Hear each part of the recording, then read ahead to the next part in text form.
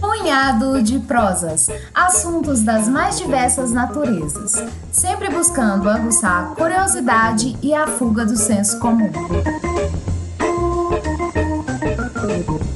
Olá, caros amigos, ouvintes, terráqueos, meu nome é Alberto Malta e está começando o Punhado de Prosas, um podcast de 3 amigos que apreciam uma conversa livre e democrática.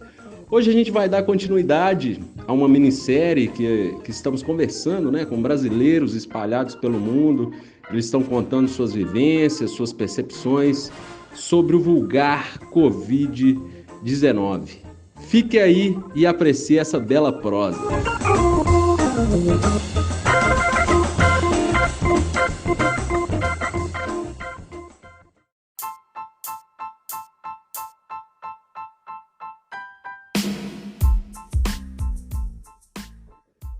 Estamos levantando voo e saindo de Portugal, onde conversamos com Rafael Moraes. Se você não ouviu o nosso último episódio da série, você pode procurar por ele no seu tocador de podcasts preferido. Hoje faremos o nosso retorno para o Brasil e vamos primeiro para Manaus. Conversaremos com o primeiro convidado do dia, o Rodrigo Falcão.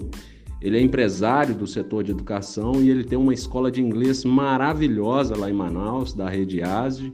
Seja muito bem-vindo ao Punhado de Prosas, Rodrigo. E nosso muito obrigado. É um prazer falar contigo novamente depois de um bom tempo, que a gente não se fala. Oi, Alberto, tudo bem? Olha, desde já eu digo que o prazer é todo meu, tá? Eu fico muito feliz de estar podendo participar desse podcast. Eu espero que eu possa trazer boas informações aqui para a gente ter um bate-papo bem legal. Rodrigo, vai ser legal o papo sim, eu tenho certeza. E, bom, vamos lá, A gente resolveu convidá-lo, Rodrigo, porque eu particularmente tive a impressão que a cidade de Manaus vivencia, o maior caos da pandemia no Brasil.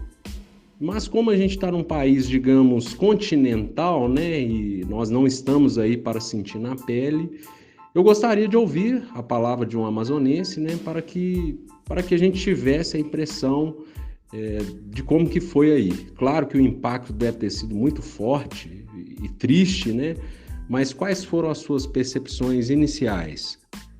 Sim, o Covid teve um impacto sem precedentes, É algo que realmente influenciou todos os aspectos da nossa vida, nosso trabalho, nosso convívio do dia a dia. Então é algo que influenciou muito o nosso psicológico, realmente mexeu com o nosso psicológico, Eu sou amazonense, moro em Manaus desde que eu nasci e eu confesso que foi muito triste realmente de ver a situação que a gente está passando, que passamos e ainda estamos passando, Porque os nossos números continuam altos, mas eu confesso que foi muito assustador, Todo dia a gente olha no jornal, vê os números ali e logo no começo da pandemia foi algo que, meu Deus do céu, foi realmente angustiante, que a gente olhava aqueles números e só aumentava. Cada vez que a gente olhava era um número crescente. Inclusive chegou ao ponto de abrirem valas comuns para enterrar as vítimas todas juntas, nos caixões, tudo amontoado um em cima do outro. E teve um momento de tão assustador ainda, momento que nem caixão a gente tinha para enterrar o nosso ente querido. E teve pessoas próximas de você, Rodrigo, que se contaminaram? Eu espero que esteja tudo bem com você e com toda a sua família. Graças a Deus eu não tive familiares que faleceram com o coronavírus, mas tive familiares que foram contaminados pelo vírus, Ainda bem que se recuperaram rapidamente, porém não foram todas as pessoas que conseguiram se recuperar, Eu conheço vários colegas que conhecidos deles e amigos deles também faleceram. Imagino mesmo que deve ter sido muito difícil tudo por aí. Desejamos força para todas as famílias que perderam seus entes queridos aí em Manaus. E após esse momento de pico, Rodrigo, que foi muito trágico, como que está a sensação de momento atual? Bem, nesse momento a população já está mais calma, né? Eu acredito que o impacto maior foi o impacto inicial, que no início da pandemia veio realmente aquela incerteza do futuro, incerteza do amanhã, né? A gente não sabia como que ia ficar o nosso emprego, a gente não sabia se daqui a um mês a gente ia conseguir comprar comida. Foi realmente desesperadora. Com o tempo, a gente vai se acostumando e se adaptando, né? A adaptação ela é inevitável. Mas é claro que aqui ou ali a gente acaba tendo alguns desencontros, né? A gente teve alguns casos aqui no Amazonas que acaba que deixa a gente sem esperança, né? Por exemplo, nosso governador do Amazonas, ele foi alvo de buscas e inclusive bloqueio de bens, né? Foi uma investigação feita pela Polícia Federal com suspeitas de fraudes e desvios na compra de respiradores. Bem, eu acredito que vocês devem ter visto isso em jornais, né? Mas é algo que nos deixa muito para baixo, porque é o momento que a gente mais precisava de ajuda, a gente mais precisava se unir, e a gente vê que tem pessoas que ainda estão querendo tirar o que é nosso, né? Infelizmente isso acontece e deixa a gente sem esperança. É algo que já está passando, a gente vai melhorar daqui a pouco, mas nesse momento a gente fica muito abalado realmente. Partindo para o lado econômico e comportamental, Rodrigo, como que foi o comportamento da população de modo geral? Houve um lockdown rigoroso? Qual que é a sua impressão quanto a isso? Eu tive o prazer, né, de conhecer o mercado de Manaus há alguns anos atrás e percebi que o fluxo de pessoas ali é gigantesco. Até eu vi imagens na TV, né, de lá, na pandemia, e percebi que tinha um movimento por lá ainda, né? Para os ouvintes mineiros, aí é um mercado central de Belo Horizonte, mas com uma movimentação bem maior. Eu imagino que lá seja o ponto de venda de maior volume de peixes de Manaus. Então, imagine o fluxo de pessoas por lá, né? O mercado fechou, teve uma ordem de fechamento e foi respeitada? Sim, aqui em Manaus a gente seguiu esse isolamento rigoroso, né? Todos os estabelecimentos tiveram que fechar realmente, sem nenhum expediente, então é claro que iria influenciar esse lado econômico, né? Imagina todos os estabelecimentos fechados, como é que o comércio vai para frente? Foi realmente um momento de muito desafio.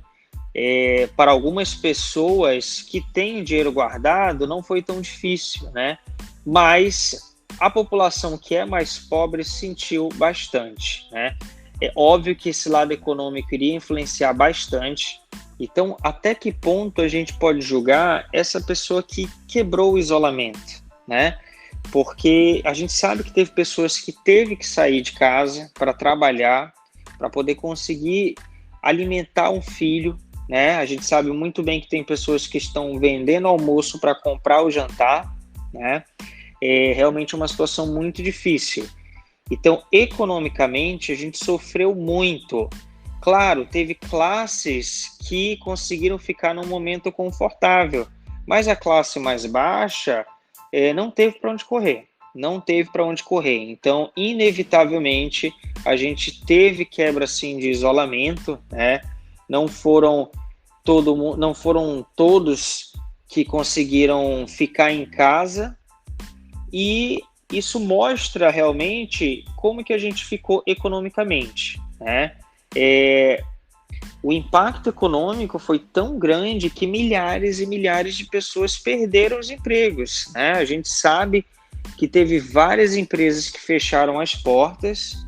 Se teve empresas grandes, mundiais, que faliram, imagina as empresas pequenas e empresas médias. Realmente foi uma situação muito difícil para todos os setores e para todas as empresas. Por exemplo, o setor do comércio varejista em abril teve queda de volume de vendas de 14,6%. Já em maio, a queda foi pior ainda, foi 16,5%. Daí a gente entende por que aquele trabalhador de renda baixa, infelizmente, teve que quebrar esse isolamento, sair para trabalhar para ver se consegue o seu sustento, né? Várias outras pessoas também quebraram o isolamento, como, por exemplo, a gente tem a Feira de Manaus, que é uma feira enorme, com diversos produtos regionais, desde a peixe a tucumã. Teve muito movimento lá na feira, no centro da cidade, mesmo em pandemia, muita gente. Tudo bem, todos estavam com os EPIs, utilizando máscara, mas lá no começo da pandemia também não foi respeitado esse isolamento na feira. Agora, a feira ela já está equipada, né, com todos os EPIs, então está mais tranquila essa situação, vamos dizer que está mais controlada. Mas a feira está lá, não parou, teve movimento em popa. Sendo um pouco mais específico, Rodrigo, qual que é o sentimento geral do manauara agora? Qual que é a sua percepção? O sentimento é de medo ainda, ou talvez até alívio por já ter passado o pior? A população já afrouxou quanto às restrições ou já estão próximos a uma vida normal, se é que podemos dizer assim? A maior parte da população ainda está muito apreensiva, né? A gente ainda está muito receoso. Mesmo tendo sido liberado esse isolamento, a gente ainda fica receoso porque a gente não sabe o local que a gente está indo, se tem alguém infectado, apesar de que a gente precisa e é obrigatório utilizar os EPIs, utilizar a máscara. Todos os estabelecimentos precisam estar adequados para receber as pessoas, ainda assim a gente fica muito receoso, né? Acho que esse sentimento de medo não vai sair tão fácil da nossa população, não somente amazonense, como brasileira. Então a gente sabe que a máscara que a gente utiliza, ela não vai ajudar 100%. Essa máscara que a gente está utilizando no dia a dia, ela vai nos ajudar a não proliferar o vírus tanto, né? Se nós estamos com vírus, não significa que a gente usando a máscara, usando luva, que não vai conseguir passar realmente para outra pessoa. Infelizmente, essa é a nossa realidade. Ainda tem pessoas que acreditam que utilizando a máscara, utilizando luva, estão protegidas, mas não é assim. Então, apesar da gente estar fora, vendo as pessoas utilizando máscara, luva, a incerteza ainda é muito grande. Então, é normal que a gente sinta medo nesse instante. Aos poucos, a esperança começa a voltar, né? A gente tem expectativas da vacina já. Então, essa esperança nos dá um alívio, mas por enquanto é um alívio momentâneo realmente, né? A gente não sabe como que vai ser distribuído essas vacinas, então a incerteza ainda paira. É algo que realmente a gente mudou, todos nós, essa situação, e não vai passar tão facilmente. Esse medo, esse receio não vai passar tão facilmente. Apesar de que algumas pessoas já se sentem mais aliviadas e infelizmente acabam afrouxando essas restrições, né? Isso acontece muito porque hoje em dia, nesse momento, eu já estou trabalhando, né? Não estou mais de home office, mas lá na empresa a gente colocou todos os EPIs, tudo direitinho, porém a gente ainda vê pessoas tentando entrar na escola sem máscara. Claro que a gente barra, né?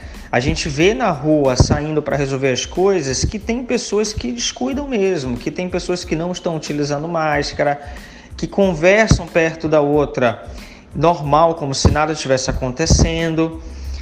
Inclusive, já encontrei em estabelecimentos comerciais pessoas que não estavam usando máscaras. Nesse momento, eu acabo falando mesmo. Eu converso com a pessoa, pergunto, você não tem máscara, não? Ainda mais no estabelecimento comercial, né? Tem pessoas que têm essa consciência, mas infelizmente tem pessoas que acreditam que a máscara não vai ajudar muito nesse sentido. A máscara ajuda 100%? Não, mas já é uma ajuda um pouco maior que a gente pode estar fazendo para minimizar os impactos, né? Não vai resolver 100%, mas vai minimizar os impactos.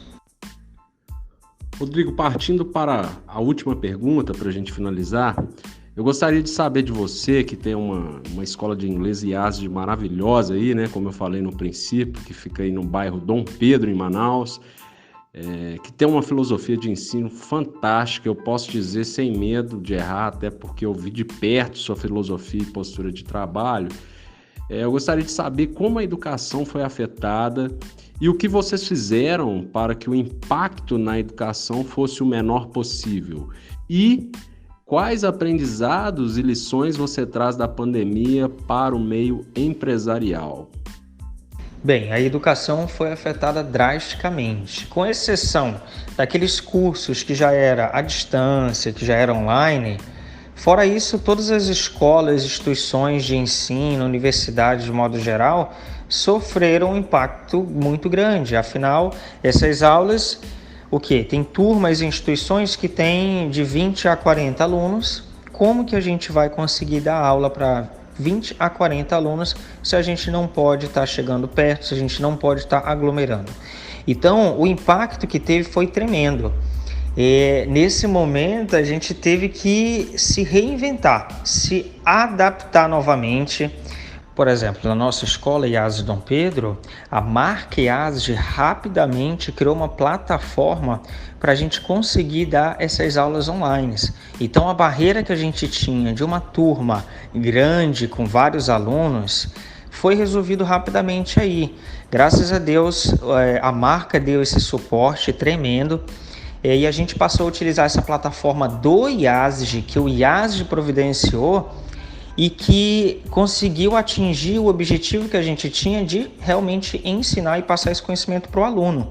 Tiveram escolas que trabalharam de forma online, sim. Teve escolas que criaram vídeos, postaram na internet e mandaram para os alunos estarem assistindo de casa. Tiveram escolas que sim, fizeram aulas online como o IASD, né? Online e ao vivo como o IASD, utilizando plataformas diferentes, né? Teve escolas que utilizaram plataforma X, Y, Z e a gente com a nossa plataforma própria. Então, a gente teve que se readaptar, modificar totalmente o nosso modo de trabalhar, né? E essa adaptação também foi muito difícil para alguns pais irresponsáveis, né? Alguns pais estão acostumados a quê? A passar o dia fora de casa porque está trabalhando. No final do dia chega, tem que lidar realmente com o seu filho e filha e ajudar nisso, é tarefa, mas não estava acostumado com o filho 100% em casa, o que muda totalmente a rotina. Então, alguns pais, inclusive, deram depoimentos agradecendo aos professores que perceberam realmente o trabalho que a gente tem e o cuidado que a escola tem de estar educando os filhos deles com todo o apreço, né? Porque eles sentiram na pele, sentiram realmente o quão difícil é lidar com a educação. Então isso foi muito interessante realmente de ter esse feedback também. Então a gente passa a acreditar que esse momento é um momento de mudança realmente. Nós já tivemos que nos adaptar de diferentes maneiras, mas agora a gente pode utilizar isso para o nosso benefício. Se o momento de pandemia nós tivemos que nos reinventar, trazer tecnologias novas, trazer novos conhecimentos para a gente conseguir lidar com essa situação atual, o porquê não a gente utilizar esses mesmos conhecimentos e tecnologias que nós trouxemos nesse momento de necessidade para o nosso futuro.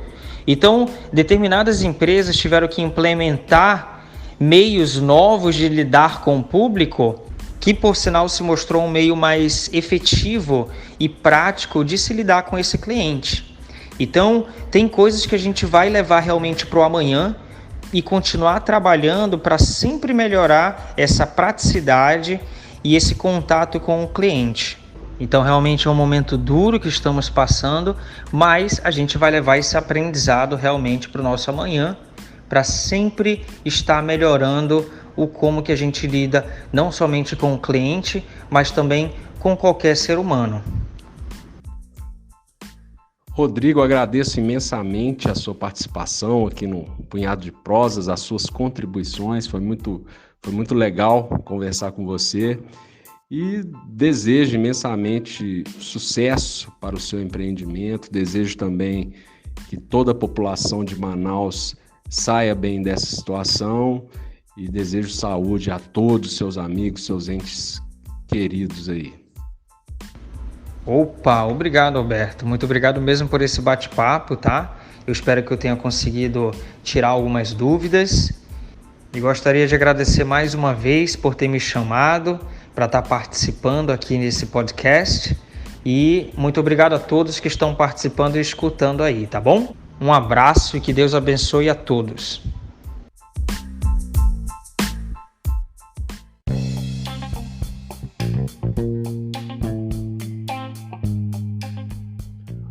Opa, vamos alçar voo agora e voltar para a terra de origem.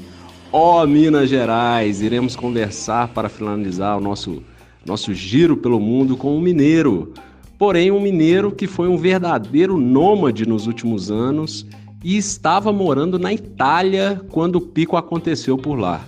Conversaremos com Alexandre Burato Pacheco. Seja bem-vindo, Alexandre. Eu não tenho dúvidas que a sua experiência vai chamar a atenção de nossos ouvintes. Alberto Malta, é um prazer enorme participar do Punhado de Prosas. Espero que a minha pequena experiência possa agregar a essa minissérie. Claro que vai agregar bastante, Xande. Você já é praticamente de fato, um cosmopolita. Fale um pouquinho de você aí, por onde você já andou. Aos que não me conhecem, meu nome é Alexandre Burato e desde 2017 resido fora do Brasil, passando por Nova Zelândia, Polinésia Francesa, Fiji, leste europeu e por último Itália, por onde residi por 1 ano e meio aproximadamente. Eu fui para a Itália em busca da minha cidadania italiana e durante 5 meses fiquei focado em conseguir essa cidadania. A minha intenção era ou seguir viagem para os Estados Unidos depois dessa cidadania ou voltar para Nova Zelândia. Porém, acabou que no fim do processo da cidadania eu encontrei um trabalho e achei que era uma oportunidade de conhecer mais a cultura italiana e talvez fincar raízes ali. Então, Xande, como você agora está morando aqui em Minas, né, vai ser bem legal esse bate-papo. Mas como que foi o início da pandemia lá na Itália, Alexandre?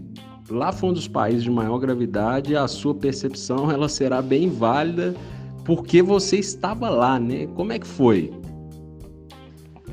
Então, Alberto, eu lembro que no final de 2019 eu vim para o Brasil e passei uns 5 dias com a família e acabei retornando mesmo no dia 31 de dezembro de 2019 e lembro que no dia 2 de janeiro de 2020 eu já estava trabalhando e não se falava nada da pandemia, nada mesmo. Não se tinha conhecimento, apesar de que começou em 2019 na China. E lembro que assim, foi começar a surgir alguns boatos ali no meio de janeiro e eu tinha um grande hábito de almoçar em restaurantes chineses ou asiáticos até pelo preço, sabe? Era muito mais barato do que almoçar em restaurantes italianos. E assim, mais pro final de janeiro de 2020, eu lembro que eu convidava vários amigos de trabalho, assim, para ir almoçar comigo e eles, não, coronavírus, que não sei o que, coronavírus. E assim, com um certo preconceito, sabe?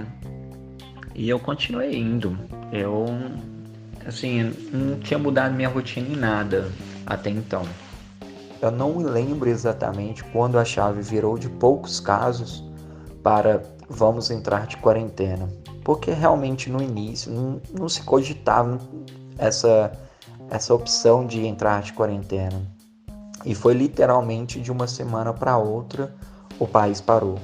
Tudo parou, as ruas desertas. Era surreal você andar no centro histórico da cidade e não encontrar ninguém. Eu, pelo fato de trabalhar na Amazon e era um setor essencial, eu não parei de trabalhar, porque era setor de suprimentos, né? Fazia entregas de supermercado. Então, acabou que eu estava ali na linha de frente todos os dias trabalhando e trabalhando até mais horas do que eu estava trabalhando antes da pandemia. E para você que estava na linha de frente, Xande, como é que era o comportamento dos colegas de trabalho, seus amigos lá? Então, no início, nenhum colaborador estava usando máscara, luva ou álcool em gel. Porém, depois de alguns dias, isso se tornou uma exigência da Amazon. Contudo, era muito difícil você encontrar esses equipamentos no mercado e acabou que a gente usava um lenço, um pano, algo para se proteger e proteger também os clientes. E assim, como a gente estava na linha de frente, depois de algumas conversas com a Amazon resolveu até aumentar um percentual do nosso salário, pagando como se fosse salubridade, sabe? Pelo fato da gente estar ali na linha de frente e correr um risco maior do que outros trabalhos.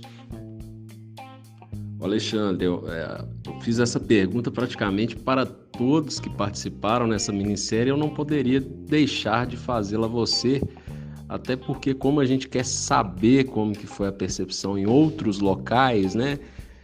Como que foi, na sua visão, o comportamento da população italiana com a pandemia? Assim, eles ficaram com medo, respeitaram o isolamento? Como que foi? Conte um pouco sobre isso.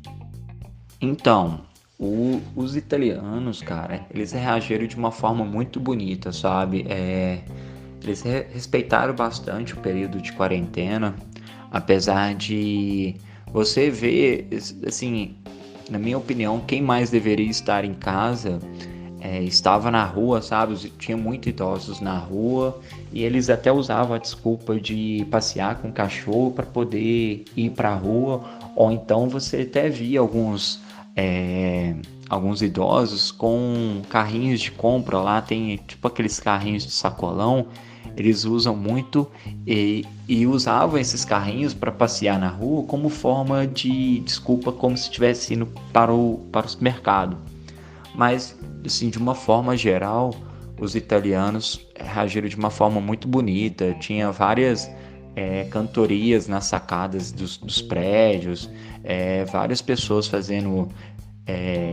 tocando violino, violão, cantando nas sacadas, e isso eu acho que repercutiu no mundo inteiro, né, com as redes sociais. Eu morava em Torino e a região que eu estava foi bem atingida, porém não foi a região mais atingida, que foi ali região de Bérgamo, Milão, que é a região da Lombardia, né? Porém, era comum, muito comum, não se passava uma hora do dia que você não escutava barulho de ambulância para cima e para baixo. Sério, o dia inteiro você escutava ambulâncias passando para cima e para baixo. E era muito comum também, quando eu estava na rua, você ver carro de funerária na rua. Muito mesmo, assim, você passava, principalmente nas avenidas principais, você via uns 3, 4 carros de funerária, assim, passando por você, e isso se tornou algo comum pra gente lá. Ô Xande, conta um pouquinho pra gente o porquê que você acabou vindo pro Brasil, né? Nós nos encontramos nessa sua vinda para o Brasil no ano passado, né? E pelo que a gente conversou, não existia planos de você voltar para o Brasil. Você voltou para o Brasil, até hoje eu tenho essa curiosidade. Foi por causa da pandemia que você retornou? Fala um pouquinho como é que foi essa volta e se realmente você teve dificuldades de chegar aqui no país, considerando os vários cancelamentos de voos que tiveram. Antes mesmo de decidir ficar na Itália, eu tinha a intenção de seguir viagem para os Estados Unidos ou então voltar para a Nova Zelândia. Porém, eu resolvi ficar até para conhecer mais sobre a cultura italiana, conhecer mais sobre o país. Só que chegou numa fase do meu trabalho que eu estava muito cansado e eu não vi nenhuma projeção de crescimento ali dentro. Foi quando eu resolvi ir para os Estados Unidos bem no início de março. O Trump, ele vetou todos os voos saindo da Europa, indo para os Estados Unidos, ali no dia 14 de março até 14 de abril. Então, minha intenção era sair do apartamento mais ou menos dia 25 de março, passar uns 5 a 10 dias na casa de um amigo e depois ir para Lisboa, ficar mais uns 10 dias, mais ou menos, uns 5 a 10 dias, até dar dia 15 de abril para poder ir para os Estados Unidos. Porém, quando foi chegando essa data, eu percebi que as coisas não iam melhorar. E foi quando eu entrei em desespero, porque eu já tinha entregado meu apartamento e estava morando de favor na casa de um amigo já há umas 2 semanas. Então eu percebi que ir para os Estados Unidos não seria a opção mais correta a se fazer. Foi quando eu decidi voltar para o Brasil. Então eu comprei uma passagem pela Alitalia e faltando 3 dias para o voo, a passagem foi cancelada pela operadora e eu entrei em contato com eles e eles falaram que foi devido à pandemia e que eles iriam fazer o reembolso dentro de 1 ano.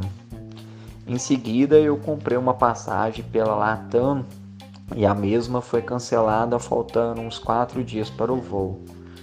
Então eu entrei em desespero, eu não sabia o que eu deveria fazer, porque eu já estava morando na casa de um amigo há aproximadamente um mês e já não estava trabalhando mais e eu não tinha noção nenhuma se eu conseguiria voltar para o Brasil ou não. Então, por mais que esse amigo meu me deixava confortável falando que não teria problema, eu ficaria o quanto tempo fosse necessário, eu sabia que eu era apenas um visitante ali dentro, sabe? Então eu acabei entrando em contato com o consulado brasileiro. O consulado brasileiro a princípio não me respondeu e depois eu entrei em contato com o Itamaraty. Foi quando uma pessoa do consulado me retornou e perguntou como que eu estava, se eu estava bem ou não, se eu estava precisando de alguma ajuda. E eu falei que eu já tinha 2 passagens canceladas pela operadora e que eu precisava voltar para o Brasil. E aí eles falaram que tinha um voo que eles estavam negociando com a Alitalia, que sairia no final de abril e que eles iriam colocar meu nome na lista. Porém, essa data foi chegando e eles não entraram em contato mais comigo. Foi quando eu consegui comprar uma passagem pela Lufthansa para poder retornar ao Brasil. A passagem sairia no início de maio, acho que era dia 2 de maio. E a mesma passagem ela foi cancelada, mas logo em seguida a operadora entrou em contato comigo perguntando se poderia remarcar para o dia 5.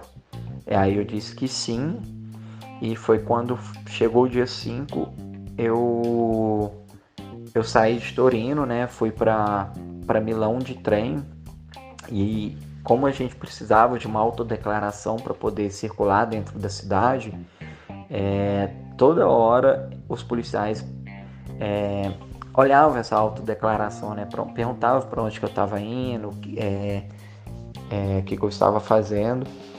E quando eu cheguei em Milão, tinha um esquema de guerra, cara. Era algo surreal, assim, as pessoas vestidas dos pés à cabeça, exército, que Milão foi a região mais atingida, né? E aí eu segui para o aeroporto e foi até engraçado que no aeroporto eu me deparei com vários chineses, que eram os chineses que tinham ido para a Itália para ajudar com a experiência que eles tinham adquirido em Wuhan, né? E eles estavam já retornando para o país de origem deles. E assim, eu saí de Milão, fui para Frankfurt, na Alemanha, e chegando em Frankfurt foi mais engraçado ainda, que quando eu fui passar pela polícia migratória, nenhum policial estava usando máscara nem luva. E eu até perguntei a um policial se o motivo dele não estar usando, né? E ele falou comigo que eles não eram obrigados a usar lá. A minha reação, assim, foi tirar a máscara, mas depois eu fiquei pensando, né? O policial ali, ele está em contato com centenas, milhares de pessoas por dia, pegando no passaporte dessas pessoas. Então, assim,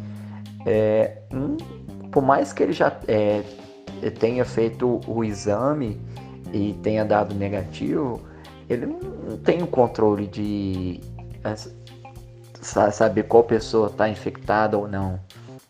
Então eu achei um pouco estranho a Alemanha ter uma das menores taxas de mortalidade e não tá tendo esse tipo de cuidado, sabe? E quando você chegou no Brasil, como é que foi? Você chegou a fazer quarentena? Os noticiários falavam de várias pessoas vindo da Itália contaminadas. Você achou que estaria contaminado? Como é que foi? Você fez essa quarentena? Fez exame? Como que foi essa situação? Quando eu cheguei no Brasil, eu encontrei com meu pai e meu irmão no aeroporto. Os dois tinham ido em carros separados e deixou um carro disponível para mim. E eu acabei ficando na casa do meu irmão durante 21 dias, que eu resolvi fazer uma auto-quarentena. O meu irmão ficou na casa dos meus pais e eu acabei ficando na casa do meu irmão sozinho durante 21 dias. E eu resolvi fazer o exame para saber se eu estava ou não se eu estava ou não com corona, né? Foi quando começou a saga dos exames, porque eu resolvi fazer o PCR, que é o do cotonete, e o sorológico, que olha os anticorpos IgM e IgG. E assim, o meu primeiro exame, o PCR deu negativo e o sorológico deu positivo para IgM, que seria que eu estava com coronavírus. E aí eu falei assim, bom, não estou sentindo sintoma nenhum, não passei mal, não tive nem dor de cabeça. Foi até engraçado que assim, eu estava comentando com um amigo meu que depois que eu tive o resultado do exame positivo, apareceu uma dorzinha psicológica, mas era puramente psicológica, sabe? Não tive sintoma nenhum.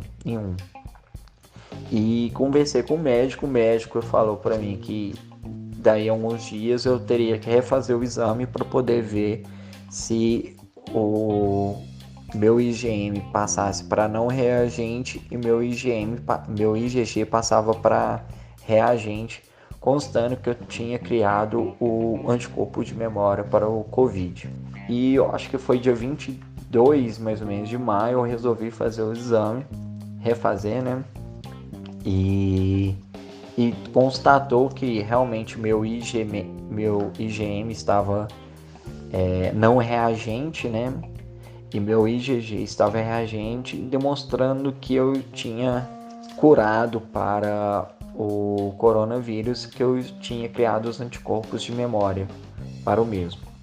Agora, no final, depois de 3 meses desse exame, refiz o exame porque eu vou fazer uma viagem agora para Paraty e eu preciso comprovar que eu não tenho o corona mais.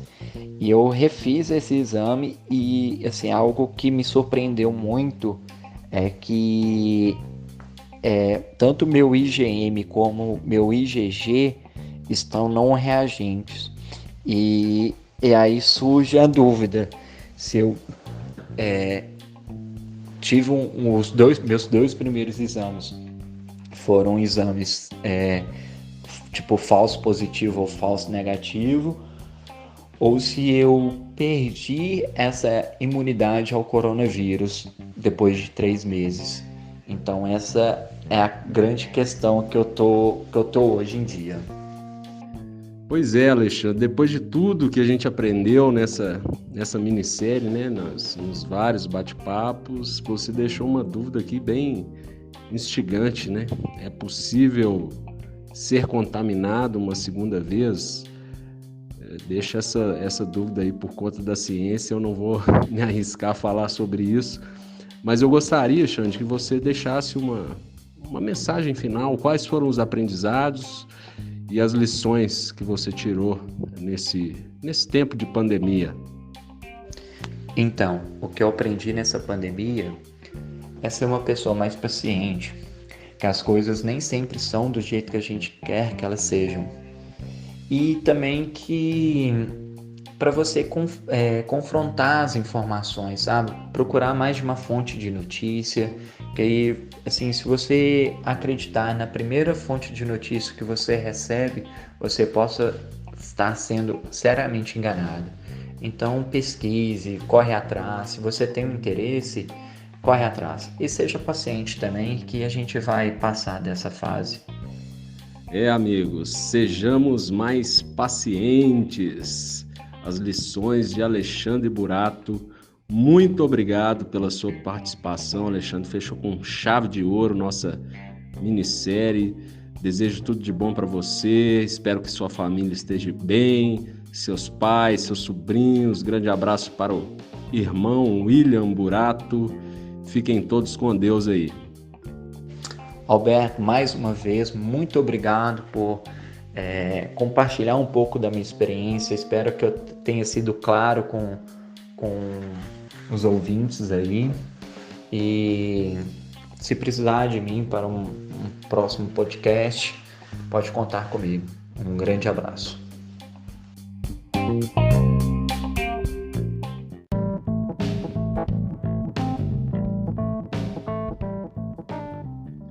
Estamos chegando ao final dessa minissérie. Que pena, né? O olhar dos brasileiros espalhados pelo mundo sobre o Covid. Esperamos que tenham gostado. Se foi a primeira vez que ouviu e gostou, pode procurar pelos episódios anteriores no seu tocador de podcasts preferido ou no YouTube. Procure por Punhado de Prosas. Falando nisso, já nos seguiu no nosso tocador de podcast?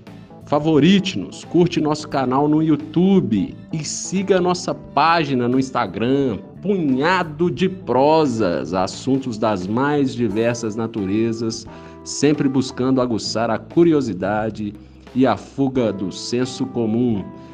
Desejamos que todos saiam mais fortes dessa pandemia. Quarta-feira, o Mago das Palavras, Leonardo Costa, está de volta. Um grande abraço do Alberto Malta e até o próximo episódio.